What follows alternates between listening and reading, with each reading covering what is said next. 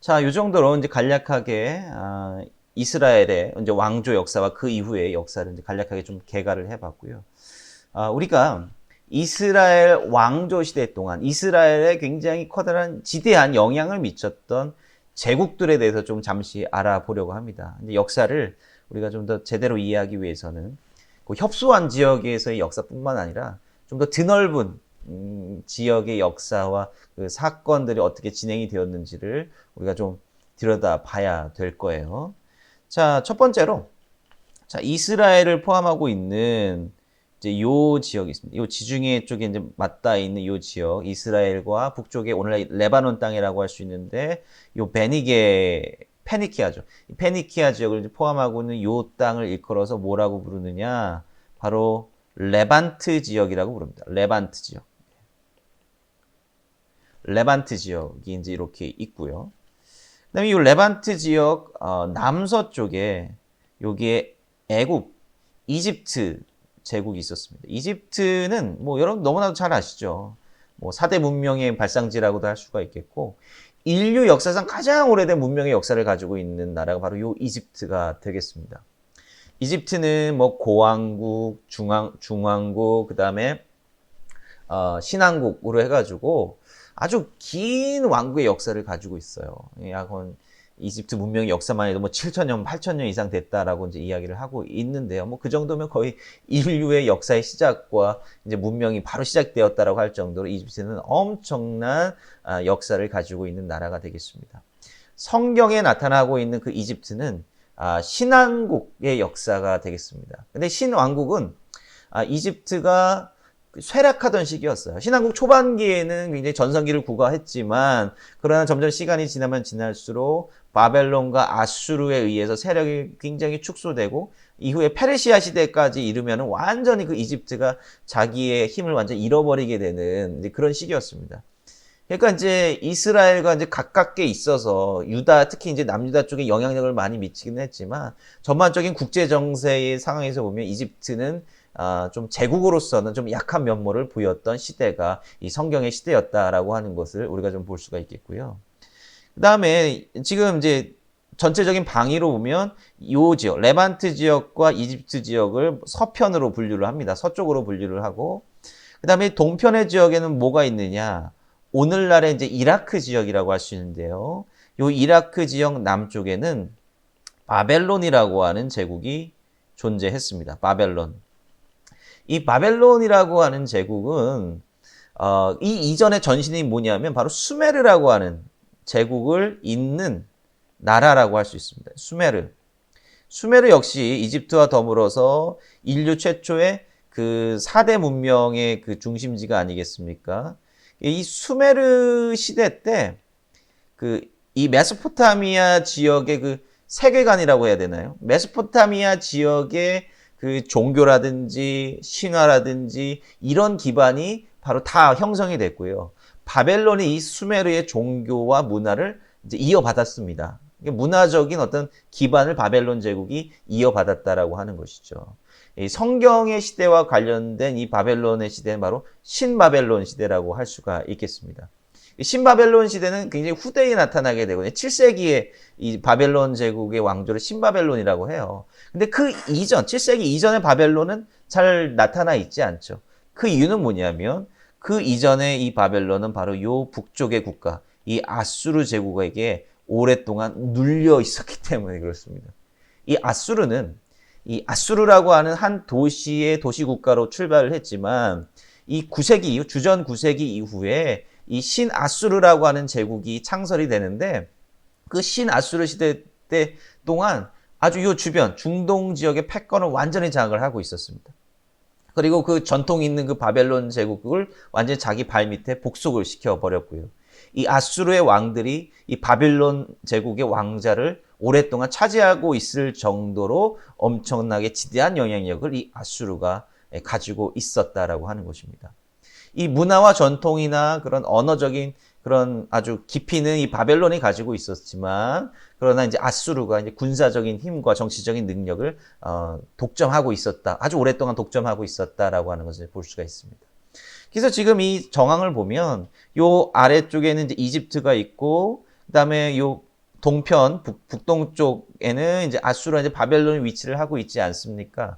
혹시 첫 시간에 이 지형에 관한 이야기를 해드렸던 것 여러분들 기억나십니까? 이 비옥한 초생달 지역이라고 하는 것 여러분들 기억나시나요? 그래서 이 중동 지역의 어떤 지정학적인 이제 지도, 이제 모양새를 보려면 바로 요 모양을 봐야 된다라고 이야기를 했습니다. 바로 요 그림을 그려야 된다라고 제가 이제 말씀을 드렸죠. 바로 요 통로가 바로 이동의 통로였다라고 하는 것이고, 여기를 벗어나서 움직인다라고 하는 것은 굉장히 어려운 일이었습니다. 왜냐하면 요 지역이 아주 황량한 아라비아 사막이었기 때문에 큰 군대라든지 사람들이 그냥 지나다니기가 거의 불가능한 지역이었기 때문에 그렇다라고 하는 것이죠.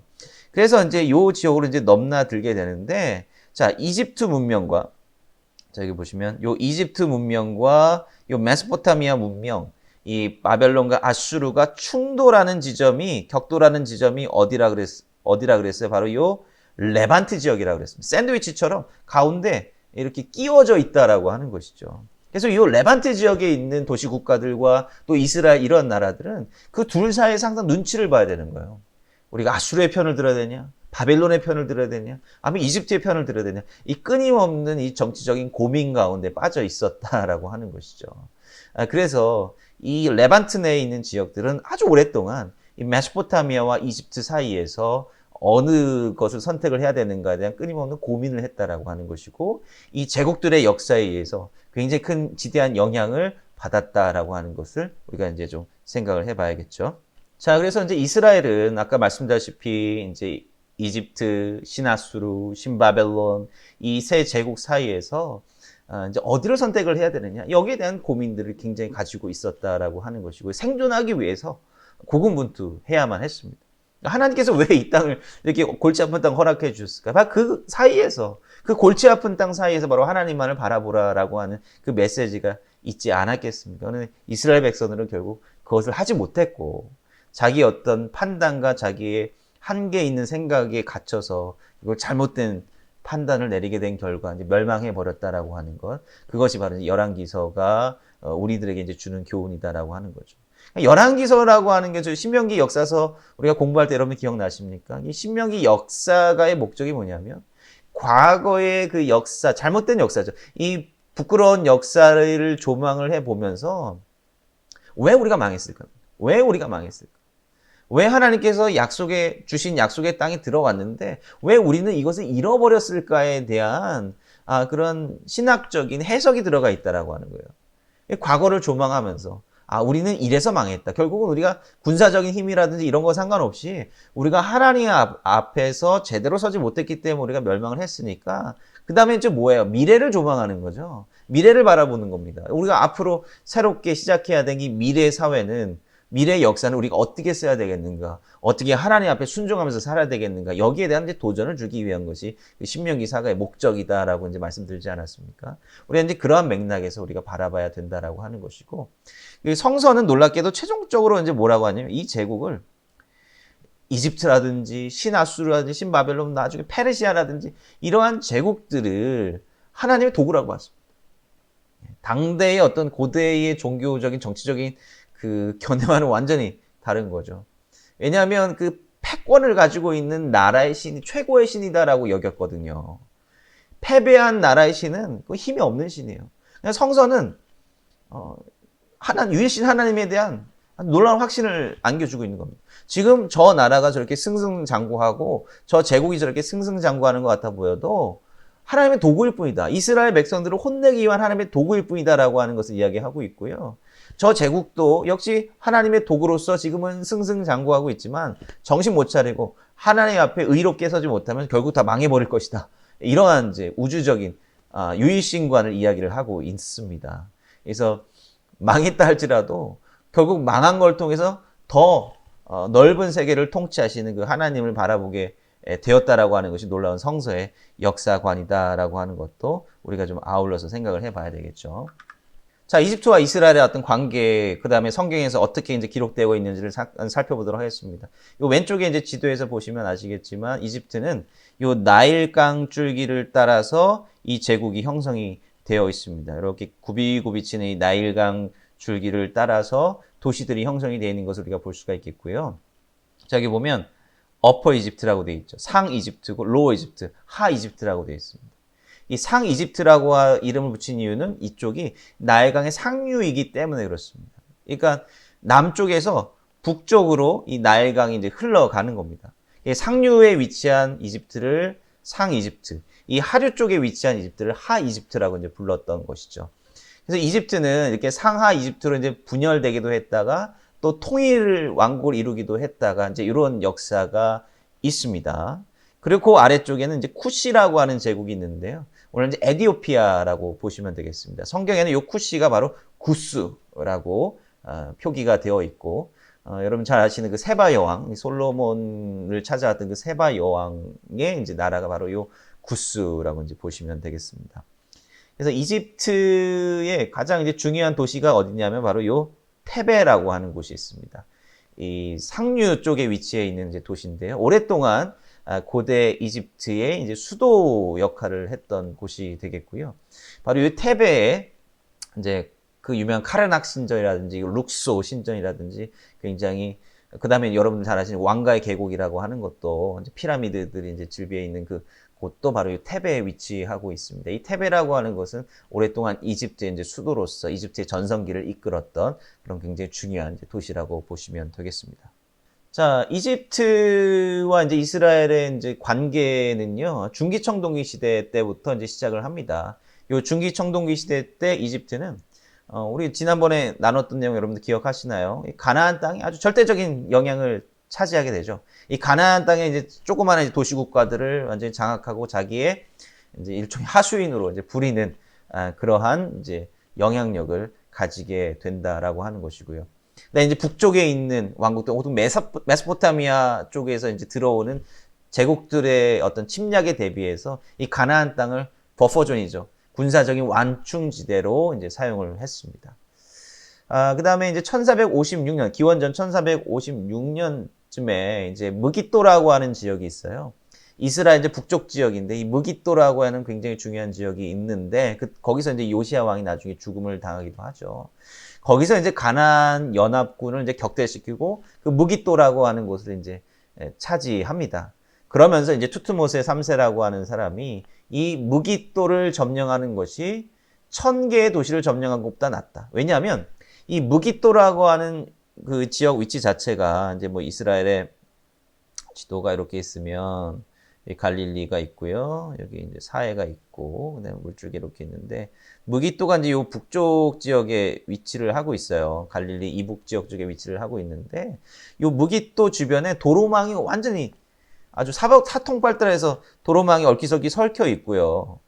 그다음에 요 무기또를 통해서 요 메소포타미아 지역으로 넘어갈 수도 있고, 무기또를 통해서 이집트로 넘어갈 수 있는 그런 도로망이 형성이 되어 있습니다. 그러니까 무기또를 방어하는 것이 굉장히 중요했다라고 하는 것이죠. 그러니까 요시야가 왜 무기또를 그렇게 중요하게 생각하고 이 느고에 이제 지나가는 길목을 왜 무기또에서 막으려고 했는지를 우리가 이제 알 수 있는 대목이 되겠습니다. 뭐 아무튼 요 바로 이제 이집트가 주전 1456년 15세기 경에 이 무기또를 차지했다라고 하는 것 자체는 요 가나안의 굉장히 중요한 숨통을 차지하고 거기를 틀어막았다라고 하는 것을 의미한다라고 하는 거예요. 자, 그리고 이제 철기 2시대, 이제 이스라엘의 이제 왕국 시대라고 보시면 되겠습니다. 아까 말씀드렸다시피 이때가 이제 이집트 이제 신왕국 시대에 해당한다라고 이제 볼 수가 있겠는데요. 이스라엘의 이제 그 가나안 땅에 이스라엘이라고 하는 이제 나라가 세워지고 난 다음에 이집트의 영향력, 가나안 땅에 대한 이집트의 영향력은 다소 축소되기 이제 시작을 합니다. 그런데 이제 드문드문 이집트가 그 영향력을 확대하기 위해서 이제 침공을 하기 시작을 하는데요.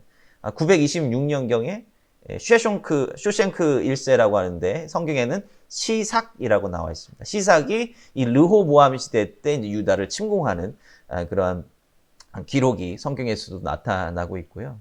그 다음에 이제 우리 성경 역사에 있어서 가장 유의미한 역사라고 하는 건 뭐예요? 이집트 왕 느고가 바로 이제 요시야 때 그 유다를 침공하지 않습니까?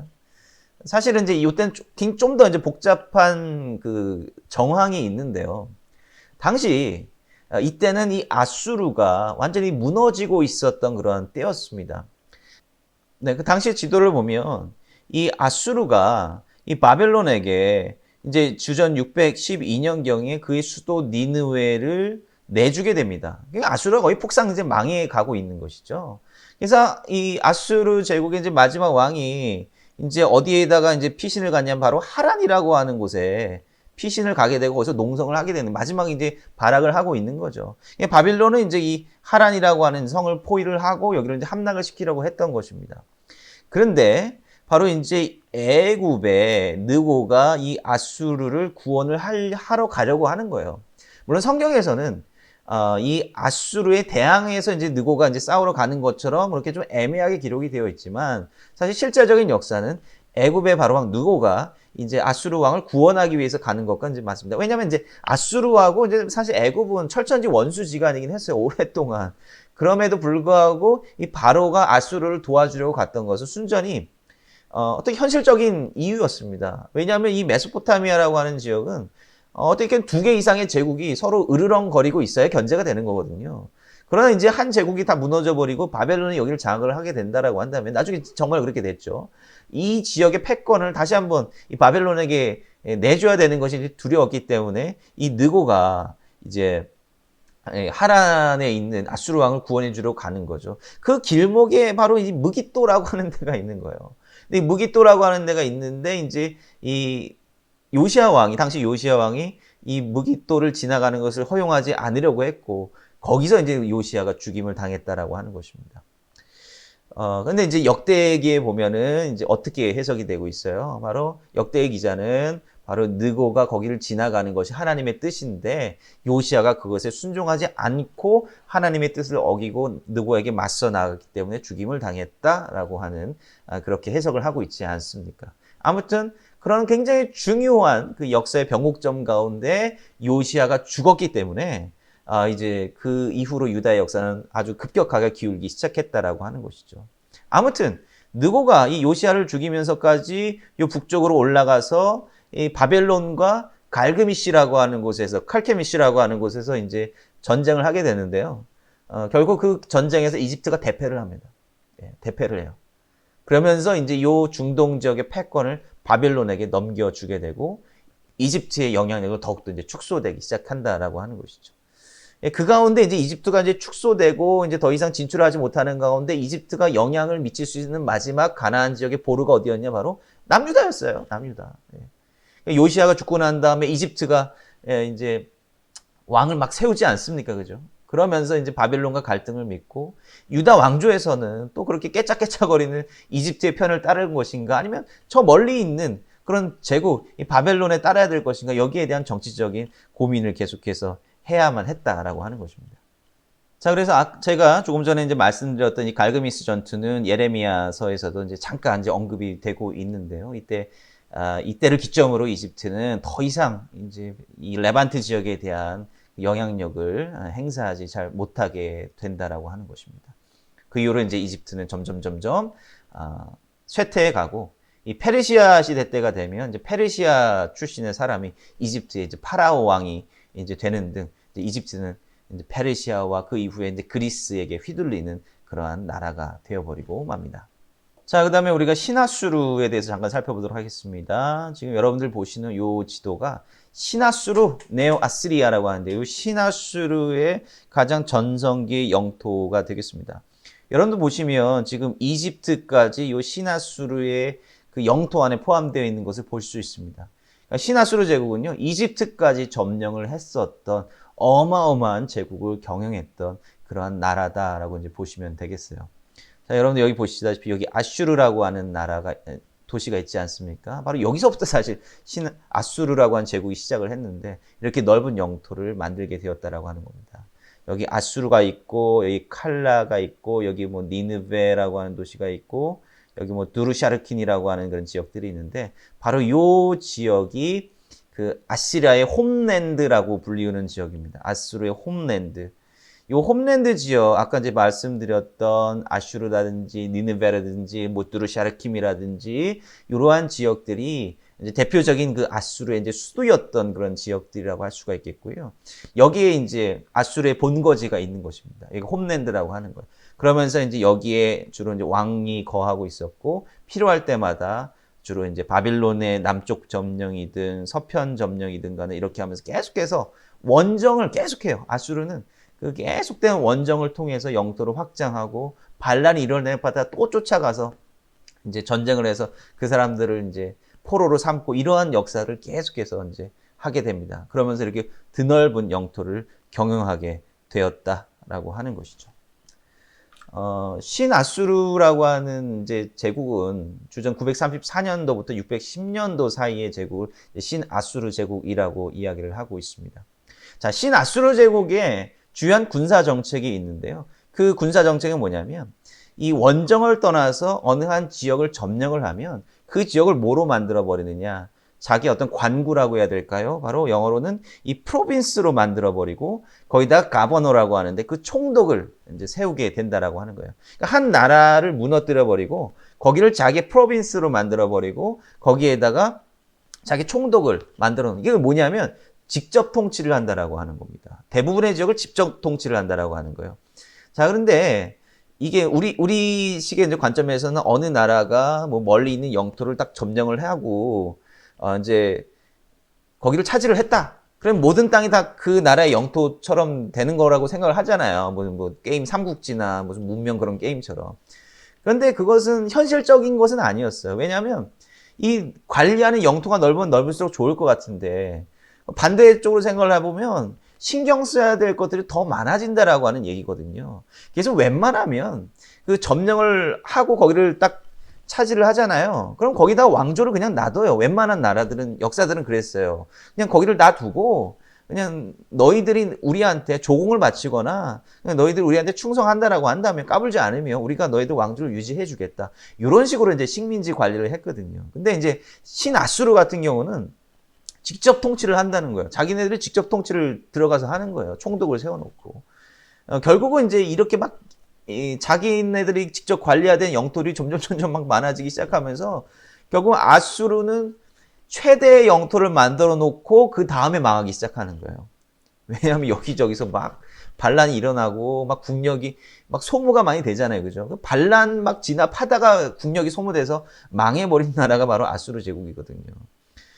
그런 걸 이제 역사의 교훈을 우리가 통해서 볼 수가 있는 거죠. 아무튼 아수르의 군사 정책은 그 자기네들이 점령한 영토를 이렇게 프로빈스로 만들어 버리고 중요한 게 뭐냐면 이 피정복민들 예를 들면 아수르가 북이스라엘을 딱 멸망을 시켰어요.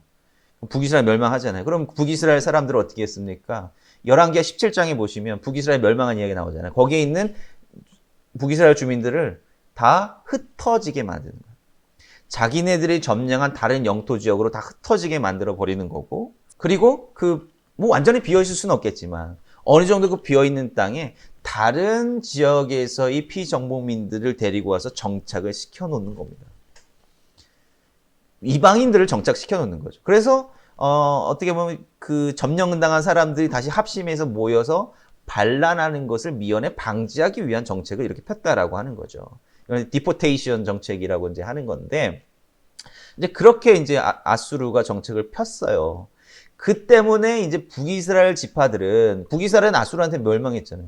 그 때문에 북이스라엘 사람들은 지금 명맥이 남아있지 않다라고 하는 거예요. 왜냐하면 다 흩어져 버렸기 때문에. 그리고 그 북이스라엘 땅에 이방인들이 지금 들어와 있는 거잖아요. 그죠? 그때 이후로부터. 그 이방인들을 나중에 신약시대 때 가면, 그 이전부터도 그랬지만, 뭐라고 그 사람들을 불러요? 바로 사마리아 사람들이라고 부르는 겁니다.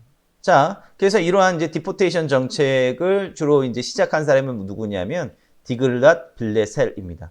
아까 보시면 뭐 주전 10세기부터 이제 신아수르가 이제 시작이 되긴 했지만, 이제 우리가 이제 흔히 생각할 때 정말 전성기를 구가하기 시작한 때는 바로 요 디글랏 빌레셀 때부터였습니다. 주전 8세기 때부터였어요. 그래서 이 디글랏 빌레셀이 바로 이집트 국경 코앞까지 진출을 하게 됩니다. 그 얘기는 뭐예요? 이스라엘을 포함한 유다를 포함한 레반트 지역 자체를 이제 점령해 나가기 시작했다라고 하는 것이죠. 그리고 남쪽으로는 이 바벨론을 드디어 평정을 합니다. 그러면서 이제 바벨론의 왕자를 아수르의 왕들이 겸하여 이제 차지하게 되는 그러한 통치 체제가 시작이 되는 겁니다. 듀얼 킹십이라고 하는데요. 아수르의 왕이 바벨론의 왕이기도 하는 이런 듀얼 킹십 체제를 유지하기도 합니다. 때로는 이제 아수르의 왕이 이제 혼자서 그걸 하지 않고 자기 형제에게 바벨론의 왕좌를 맡기는 경우도 있기도 했습니다. 성경에 보면 열왕기하 16장 10절에 보면 이제 남유다의 종교에 영향을 주기도 해요. 아하스가 이 디글랏 빌레셀 때에 이제 뭐 그 영토에 가서 이제 다메섹 영토에 가서 바로 이제 그 아수르의 어떤 신전이나 이런 것들을 보고 배워와서 이제 예루살렘 제2의 그것을 응용을 했다 막 이런 이제 기록이 나오지 않습니까? 그때 이제 아수르가 남유다에 굉장히 큰 영향을 미치고 있었다라고 하는 거죠. 그 북이스라엘과는 이제 적대 관계였고 남유다와는 좀 친선 관계를 맺고 있었다라고 하는 것을 볼 수 있습니다. 그리고 이제 살만에셀 5세 때 이제 북이스라엘이 안타깝게도 이제 아수르에 의해서 다 멸망을 하게 되는 것이고 그때 이후로 이제 북이스라엘 백성들은 아까 말씀드렸다시피 아수르에 의해서 다 그 땅에 쫓겨나가지고 다 흩어졌기 때문에 북이스라엘의 어떤 혈연적인 명맥을 찾아볼 수가 없고요. 그 이후로 이제 다 사라져버린 그 족속들이 되어버리고 만 거죠. 그리고 그 비어있는 땅에 다른 이방인들을 정착시켰고 그 정착민들이 바로 이제 사마리아 사람들의 이제 조상이 된다라고 하는 것입니다. 자, 그 다음에 뒤를 이어서 왕이 된 사람이 바로 사르곤 2세입니다. 이 사람은 이제 샬만 에셀 제위 시기 때 쿠데타로 왕권을 탈취한 사람입니다. 이 샬만 에셀은 오랫동안 이제 아수르를 통치하지는 못했고요. 이 사르곤 왕에 의해서 이제 왕자에 쫓겨나 버렸습니다. 샬만 에셀에 대한 기록은 사실은 아수르에서도 거의 남아 있지 않고요. 이 사르곤이라고 하는 사람이 이제 쿠데타를 일으키고 수도를 누르샤르킨이라고 하는 자기의 이름을 딴 그곳으로 이제 천도를 하게 됩니다. 그리고 또 이제 바벨론에 대한 이제 왕권도 이제 다시 차지하게 되죠. 그러니까 이제 쿠데타가 일어나면 이제 나라가 좀 불안정해지는 것 아니겠습니까? 그죠?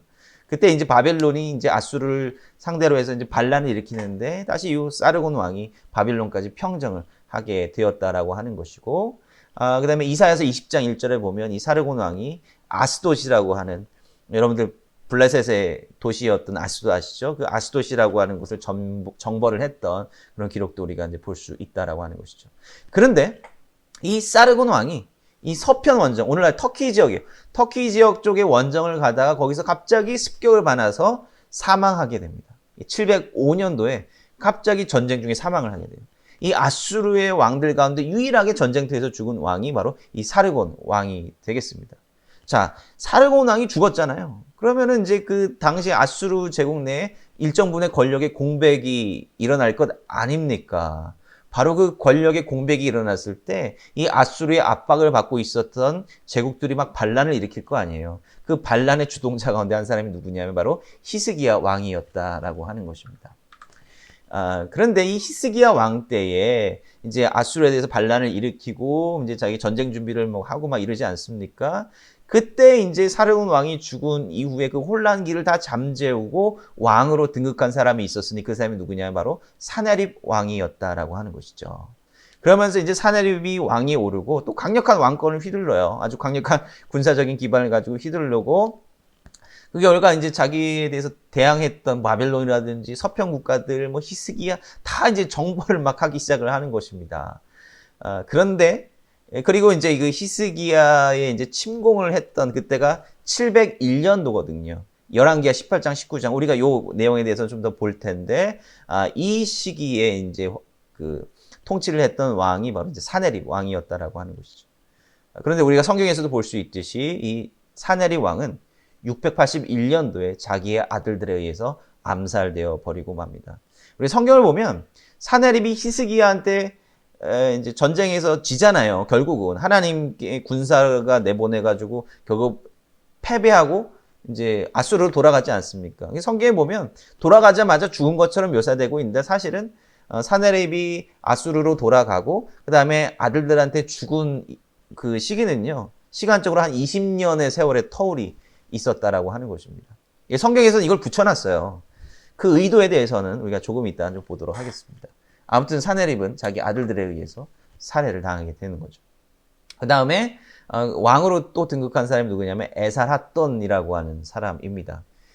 사네립이 그 아들들한테 죽고요. 그 아들들이 이제 막 으쌰으쌰해서 이제 왕자를 차지하려고 하는데, 근데 이 에살핫돈이라고 하는 사람은 일찍이 사네립에 의해서 그 다음 왕위를 이을 일종의 뭐 태자죠. 태자로 크라운 프린스라고 하는데, 이제 태자로 이제 선택이 되었던 사람인데, 이 사람이 이제 자기의 세력을 규합을 해가지고 이 사네립을 암살했던 형제들을 이제 축출하고 그들을 처형을 하게 됩니다. 그리고 왕위에 오르게 되죠. 그러면서 이제 에살핫돈 때에 이르러서 더욱더 이 아수르는 강력한 나라가 되는데요. 에살핫돈 때에 이르러서 드디어 이집트가 이 아수르에 의해서 정벌이 됩니다. 근데 이제 이것은 영토 점령의 성격이라기보다는 약탈의 성격에 가깝기는 합니다. 이집트 영토까지 들어간 건 맞는데 이집트를 프로빈스로 만들지는 못했어요. 왜냐하면 너무 멀어서. 그래서 이 이집트를 약탈하고 이제 들어오게 되죠. 그리고 이제 에스라서에 보면 이 에살핫돈이라고 하는 사람에 대해서 언급이 되는데, 이제 사마리아 사람들이 이제 에살핫돈을 이제 언급을 하는 거예요. 그 정황에서. 에살핫돈이 바로 이 북이스라엘 땅에 그 외국인들을 또 정착을 시켰다. 그러니까 우리가 이제 이런 것들을 보면 뭐 북이스라엘 지파가 쫓겨나고 그 땅에 이방민들이 들어오고 이게 한 번에 이루어지는 것이 아니라 계속해서 아수르가 통치하고 있는 그 기간 동안 계속해서 왔다 갔다 그 이주 정책이 계속해서 이루어졌음을 우리가 이제 볼 수 있는 것이죠. 자, 그 다음에 오스나빨, 이 아슈르바니팔이라고 하는 에살핫돈의 아들인데, 이때가 아수르의 최대 영토를 차지를 하고 있었던 때였습니다. 여기 보세요. 지금 오스나빨, 아수르바니팔의 제위가 631년도까지잖아요. 근데 아까 여러분들 연도 기억하십니까? 아수르의 수도 니느웨가 바빌론에 의해서 점령, 함락당한 때가 언제예요? 612년도잖아요. 오스나빨 요 시대 때 아주 아수르의 최대 영토를 구가했는데, 그 이후에 이제 10몇 년도, 20년도 채 지나지 않아서 완전히 다 멸망길을 걷게 되었다라고 하는 것이죠. 그래서 이 아수르바니팔 요 때에 아수르의 이집트를 다시 한번 정벌을 하게 되고 최고의 영토를, 최대의 영토를 확장하게 된다라고 하는 것이죠. 그러니까 이제 주전 7세기까지 이 신아수르는 이 중동 지역의 패권을 가지고 있었던 그런 나라였다라고 하는 것입니다. 자, 그 다음에 이제 마지막으로 신바벨론 지역을 우리가 보도록 하겠습니다. 이 신바벨론 지역, 요 그림에 보시다시피 이 신바벨론은 주전 6세기 때에 아주 최대의 강자로 군림했던 나라가 되겠습니다. 바로 요 이라크, 오늘날의 이라크 남부 지역에 있죠. 요 바벨론이라고 하는 곳에 이제 수도로 근거지를 삼았던 나라인데, 요 나라가 이제 바로 이제 레반트와 레반트 지역과 그 이남 지역, 그다음에 뭐 멀리로는 이제 이집트 지역까지 영향을 미칠 정도로 엄청난 제국을 건설했던 이제 나라가 되겠고, 우리 성경의 역사에서 중요한 건 뭡니까? 바로 이 신바벨론의 왕 느부갓네살에 의해서 남유다가 멸망당했다라고 하는 것이죠. 자, 그래서 이 신바벨론은 주전 7세기부터 이제 시작이 되었고요. 주전 6세기에 전성기를 구가를 하게 되었죠. 신아수르가 결국은 이제 609년도에 멸망을 하게 되옵니다. 그 이후로 이 신바벨론이 이 고대 근동 지역에 이제 패권을 차지하게 되고요. 신바벨론의 그 점령지 정책은 아수르와는 좀 달랐다. 신바벨론의 점령지 정책은 흩어버리지 않고 그 포로민들을 데리고 왔어요. 바벨론 제국 영토 안으로 데리고 와서 일종의 포로민 타운을 만들어서 거기에 살게 했다라고 하는 것입니다. 그래서 이제 유다 민족의 같은 경우는 정체성을 지킬 수 있었던 거예요. 참 묘하게도 그렇습니다. 이 사람들이 흩어지지 않고 고대로 모여서 이 그발 강가, 이제 요 강가에 모여서 이스라엘 정착촌을 이루고 있었기 때문에 거기서 정체성을 지키고 있었다라고 하는 것이죠. 자, 여기서 우리가 북이스라엘의 운명과 남유다의 운명이 이제 갈라지게 되는 거죠. 이 제국들의 정책 때문에. 북이스라엘은 신아수르의 그 디포테이션 정책 때문에 완전히 다 사라진 민족이 되어버렸고, 남유다는 거주지, 정착종, 세틀먼트 정책으로 인해서 이제 나름대로의 정체성을 지켜낼 수 있었다라고 하는 그 두 나라의 엇갈린 운명을 우리가 이제 볼 수가 있게 되겠습니다. 그래서 이제 주전 612년도에 이 신바벨론이 아수르의 수도 니느웨를 함락을 하게 되고요. 그 이후로 605년도에 이제 갈그미스라고 하는 곳, 이제 레반트 지역 북쪽입니다. 이 갈그미스라고 하는 곳에서 이제 느고에, 이집트와 이제 최후의 결전을 하는 거죠. 이 땅의 주인이 누구냐라고 하는 결정하는 전쟁을 했고 이제 바벨론이 승리를 거뒀습니다. 그 결과 이제 레반트 지역의 패권을 바벨론이 장악을 하게 되었다라고 하는 것이죠. 그래서 이제 신바벨론의 이제 주요 왕을 살펴보면 이제 나보폴라살이라고 하는 왕이 있습니다. 나보폴라살이라고 하는 왕은 신바벨론을 이제 창설한 사람이 되겠고요. 그 이전까지 바벨론은 이제 아수르의 왕이 차지를 하고 있었습니다. 그때 이제 나보폴라살이 이제 갈대아 지역이라고 하죠. 바벨론 남부 지역에 있는 그 갈대아 지역. 아브라함이 이야기할 때 갈대아 우르라고 하지 않습니까? 이 칼디안이라고 하는데 이 갈대아 지역의 유력한 가문인의 사람이었어요. 그 사람이 군사를 이끌고 반란을 일으켜서 이제 아수르 출신의 이 바벨론 왕을 몰아내고 자기가 그 자리를 이제 차지를 하게 되는 것입니다.